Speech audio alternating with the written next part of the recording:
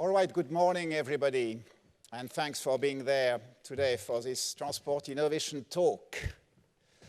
I am Marc Juel. I'm very pleased to moderate this discussion this morning. I must correct a small mistake which was in the announcement. I guess it still presents me as sector manager for transport at the World Bank, which I have been for the last 8 years, but things happened. I retired in December from the bank, so I'm just now an independent consultant. But still, I didn't forget all I did in the bank, so I suppose I should be equipped enough to handle this discussion. So now I hope you all recover well from the presidency reception yesterday. As you know, you have a few hours ahead of you to get prepared for the gala dinner. And then you'll be fully equipped to go back home and tell everybody how exhausting this event is. So we'll go ahead with this talk this morning. We have 4 presenters. And the first 2, actually, Jim Athanasiou and Hans Arby, being the ITF 2015 Innovation Award winners. We can start by a round of applause to start with this. And of course, this is not to withdraw anything from our 2 other presenters who actually very interesting stuff to share with us as well. So we'll get started actually with Jim. Jim Athanasiou is a general manager for business improvement at the St. Lawrence Seaway Management Corporation, which is responsible for operating and maintaining the water navigation infrastructure leading into the North American Great Lakes. So Jim is responsible for identifying innovation and technologies that can be implemented to improve efficiencies across the business. And in particular, he worked on the modernization of the Seaway locks through the use of vacuum technology and all stuff. I'm sure he will tell us a little more about it. So please, Jim, without further ado, go ahead. And just a point of order, we'll go through the 4 presentations in a row, and then we'll open up the discussion for questions after the 4 presentations have been delivered. So please, Jim, the floor is yours.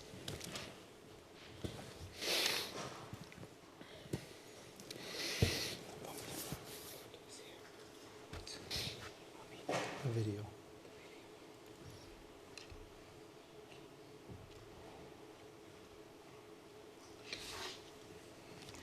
So I'd like to start by thanking all of you for joining us today, and I'd really like to thank the ITF for inviting us to speak and showcase some of the stuff we've done at some of the work we've done at the St. Lawrence Seaway.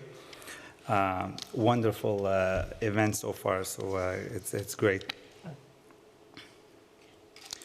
So the story I'd like to tell you today is really about, we're just going to make sure we get it projected.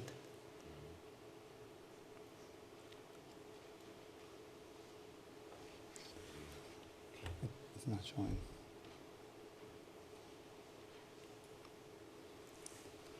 Sorry. Oh, there we go. Okay, so I'll start by talking to you a little bit about the Great Lakes Seaway system, I think. And basically, this is the heartland to getting into the North American Great Lakes. As you can see, it's a 3,700 kilometer waterway, and it's key to getting all the cargo in and out of the North American market. Just a little bit of a note is that this puts a little bit of perspective of what it consists of. It's 15 locks, 13 are Canadian locks and 2 are US. And one of the key elements here is that there's a total lift of 168 meters from sea level. And what's of real importance is that we actually bypass Niagara Falls, which most of you hopefully know. So that's what the locks at the Welland Canal do. Before we start talking about the innovations at the Seaway, one of the key things we have to talk about is the innovations that the users have been going through. So over the in the last 4 years and heading up into the next 2 years, there's going to be a total of $7 billion of investment, and $1 billion of that is actually on the assets that use the Seaway, the new ships, which are very, very modern, ultra fuel efficient, and basically take use and maximize the use of the infrastructure we have. And I'm going to touch a little bit more about that in a second. So this is basically a little slide that shows some of the innovations we've done at the Seaway. I'm going to talk to you about three in particular. The first one is basically I'm just going to open up the presentation here. So basically, the first one is the vessel self-spotting, which is on the bottom left of the corner. So in order to set up for what we wanted to do, which was basically modernize our operating process, which is how we process vessels. Vessels basically come into our locks, they throw their lines over, we attach them, and then we lower or raise them. One of the things we needed to do is give them the ability to now position themselves in the right position in the lock so that we can engage what the vacuum technology that we spoke about. In order to do that, we've introduced what we call self-spotting, and what that is basically a display and lasers, and the laser basically scans the vessel coming into the locks, and what that does is it gives a readout to the captains to the exact position they need to stop at. Now, these positions are customized for each vessel because each vessel has to stop, in a different range so that we can engage the units. The second very important development as well is on the top right-hand corner, which is the 3D navigation, and this is very interesting. Our Seaway was built one portion was built 75 years ago and the other one 50 years ago. Our locks are 25 meters wide, and as such, we want to maximize the full use of them. The vessels that come into our system, we maximize the width. We also want to maximize the water depth that they can take advantage of. What we've developed here is what we call the draft information system. And what that does basically, it allows a vessel to come in equipped with a certain computer on board. And what it does is it takes the bathymetric surveys we've done of our canal, and as the captain is approaching on the waterway, they know to adjust their speed so that they can make sure they clear the minimum requirement distance below. What happens is, for the captain, what they see is they see red ahead, and they know that immediately they have to basically slow down so that they can reduce their squat and basically be higher up. This technology allows a single vessel to bring in up to 400 tons more cargo, which is significant when you're trying to maximize every inch.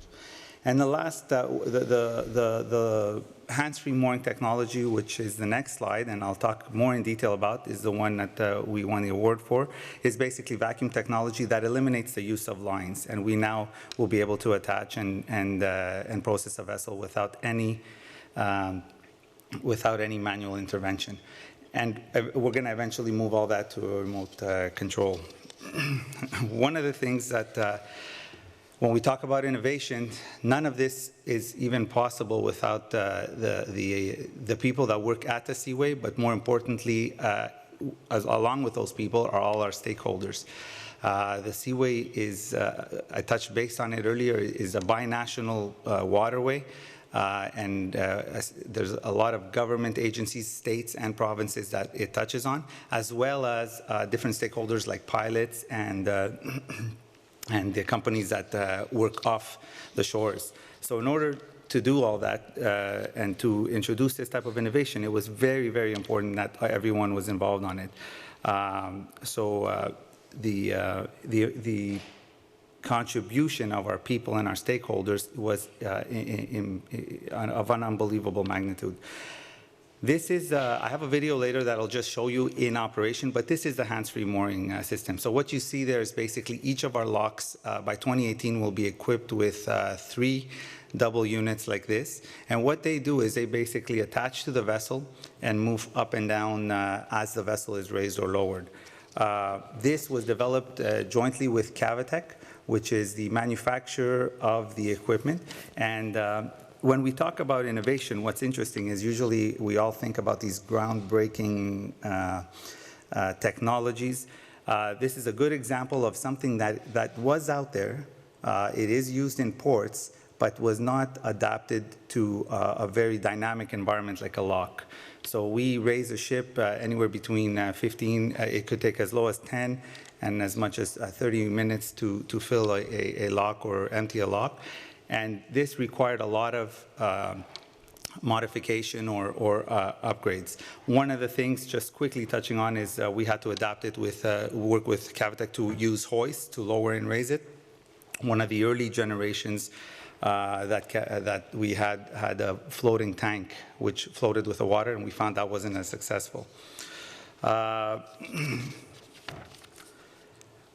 you can imagine, something like this is required a lot of prototyping, and one of the key elements in us being able to innovate in the environment we were at required a lot of stage gating. So we took baby steps. This project has started in 2006 and has just come to fruition now.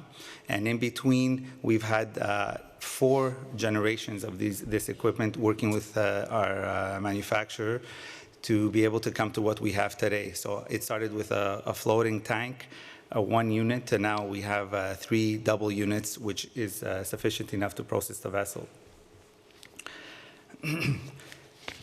The innovation during part of the Seaway and innovating and putting this type of technology to the Seaway was one thing. What was just as interesting and a wonderful story to tell was throughout the process, we got a lot of people involved. And one of the two separate groups had significant contribution on this. One is some of the users said to us, we really would feel that if we can get this is an excellent technology, we can use it, but we really want it to, we were hoping it can come out and extend a little bit so it can save us time to try and get next to the wall. And what that statement in one meeting led to was the fact that, as you can see there in the third picture, is these units now can go out 2 meters to capture a vessel. It's a small item that reduces a lot of time, especially for the narrower vessels. So this was important because it came out of the user's needs right on the spot. And it's something we were very fortunate enough to be agile enough to be able to implement. The second thing is that those pads actually swivel. They swivel up to 5 degrees, which was a requirement from another set of users, that the pilots, which ended up bringing to our attention that when they come in and they have to slow down, that the vessel sometimes twists in the lock, and therefore being able to swivel would be a great advantage. So again, innovation amongst implicating the stakeholders led to a significant improvement in design. The last thing is when we, not the last thing, the first of many I would say, but one of the things, the additional thing is that when we introduced this technology, we had in mind that we recognize that we work under harsh conditions in the winter. And one of the things we realized that there would be a finite time that we were probably, the unit would be inoperable, not inoperable, but in a sense, stop using the units, especially when it gets very cold. We immediately found out, and we got a drive from our people that use the equipment that really liked the effectiveness of it and said to us, is there any way you can get it to work even into the season, into the first week of January, which is sometimes a situation, which is very difficult.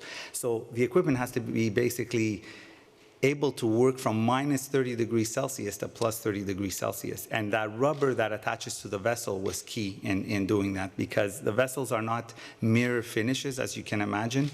They have waves in them, they have bars in them, and one of the things we worked very hard with our supplier was to make sure that we can get different compounds. And right now, I'm happy to say that we know that we can operate into temperatures of minus 20 plus with some new, again, all this based on the feedback we got from our operators.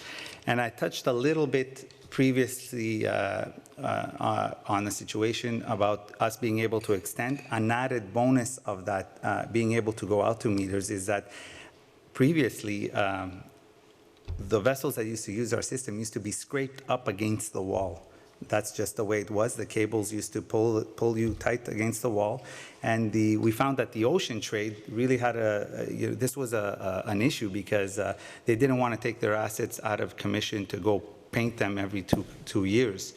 So the added benefit of this technology and this innovation right now is that we could actually keep the vessel away from the wall, and it allows for less contact and happier customers. I don't think I've simplified what we do, but this is a slide that sort of, to me, speaks greatly to the complexity of a simple process. We think of vessels coming into a lock, either raise or lifting. This here is the lock in the Montreal region. It's the one that the first lock you come into the system.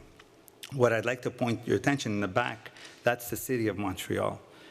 You've got two bridges on the right and on the left, and those bridges are what allow ships into either end of the lock. Those bridges also happen to carry trains and passengers. So rush hour in Montreal, and us trying to get a vessel in, as you can imagine, it has to be very well coordinated.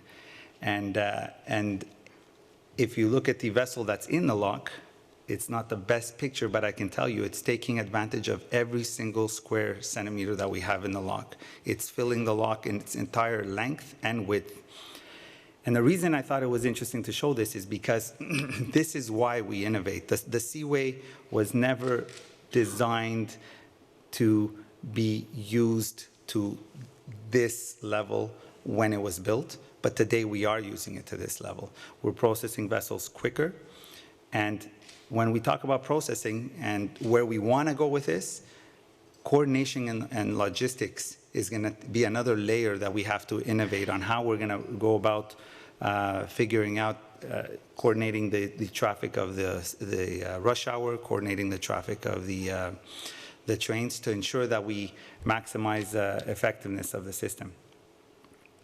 And I talked to you a little bit about winter. This is the reality of winter, when we have to deal with very, very cold temperatures. And sometimes we're very fortunate. It's a mild winter and we don't really have too much to worry about. But the last two winters have been a challenge. And when the -20 set in early in December, we have convoys of ships going through. And this is open in the open channel. But as you can imagine, in our locks, what we've been working on and what we've sort of implemented over the years is incredible. Bubbling to make sure we can keep the ice out of our locks, a curtain that sort of allows the ship to come through and push the ice to the side. I could tell you we have heaters on the coins or on our gates to make sure that ice doesn't build. And if the gates cannot open 1 inch, it makes a big difference for the vessel to come in. So we keep innovating. And the last, one of the last slides I want to talk to you about, this is the bypass to the Niagara Falls. They're stepped locks. And the challenge moving forward for us is we have to keep innovating with our users and our constructors, because installing the units you saw on these lock walls, in that center wall, in the middle, is where we're going to be installing it. And it really is a challenge to get them installed in the middle of, in a 2-month window that we have to do this work. So we have to look at innovative ways to go ahead and do that. And eventually what we want to really get to, we want to get to the fact that we're already there. We have 2 control rooms, 1 in each region. And what we do is we operate the bridges and all of the scheduling of traffic. So what the hands-free mooring now permits us to do, the vacuum technology, is to expand these centers. So we will be operating, our objective is to be operating remotely in a controlled environment like this, all our locks and infrastructure. And what that allows is it really enhances the work atmosphere and environment for our operators. I just have, in closing, I just wanted to quickly run a little video, and I'm gonna just quickly. So what I wanted, as you're watching this, I wanted just to finalize a couple of things. In driving innovation, there's a couple of key takeaways that we learned. The one is that the key to innovation is technology is important, and we drive to implement and develop, but it's actually people that made the difference. People in the Seaway and the stakeholders that got involved with us from the beginning that actually helped develop this to where it is today. And I can't speak enough about our suppliers and manufacturer, Cavitec, that made this possible as well, because without their help in working jointly on this, it would be impossible. The second thing is that To get innovation, you need room to breathe, which sometimes when you're trying to manage risk, and keep in mind that our waterway is 99.5% reliable. And with that comes a lot of very focused individuals. And in order to provide the room to take chances and to risk, that's very important in driving innovation. And the third thing is, sometimes we don't have to, rewrite the script. Taking something that exists is very, very feasible as well. And then modifying it and bringing it to your environment is great as well. And actually, I'll go to the final slide. This is just an example that shows a little bit about the thing. And in keeping with the theme of the conference, I just wanted to know we're always open. Let everyone know we're always open for tourism as well at the Seaway, with the cruise ships that come in during the summer months. So we're hoping to be able to use the technology to attach to large cruise ships like this as well. So that's the end, and thank you very much. Thank you, Jim. Thank you for this impressive presentation. Actually, you reminded me of the very first study tour I ever took, which brought me to the Seaway back in 1977. So thank you for making me feel younger.